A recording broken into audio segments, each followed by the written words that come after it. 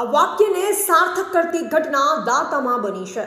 દાંતા રજવાડી ચા સાથે અપાતા પૌંના નાસ્તામાં મરેલી અને જીવતી જીવાતો નીકળી।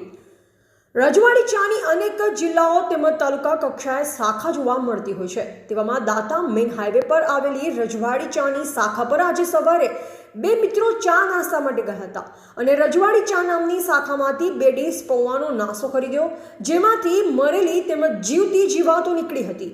આ બાબતે હાજર સ્ટાફને પૂછતા તેમને જણાવ્યું કે જીવાતો આવી હોય તો બીજો નાસ્તો લઈ લો, આ ફેંકી દો, આવું તો રહેવાનું જ। ત્યારે સવાલ એ પણ થાય છે કે જે પરાતમાંથી નાસ્તો આપવામાં આવ્યો હતો તેમાં કમસે કમ 5 કિલો ઉપરાંત હજુ પણ નાસ્તો હતો, તો શું આ નાસ્તો ફેંકી દેવાયો કે પછી કોઈ બીજા ગ્રાહકને પીરસાયો? જવાબદાર તંત્ર આ બાબતે ઘટતી કાર્યવાહી કરે તેવી સ્થાનિકો માંગ કરી રહ્યા છે। રિપોર્ટર ગોવિંદ ઠાકોર, દાંતા।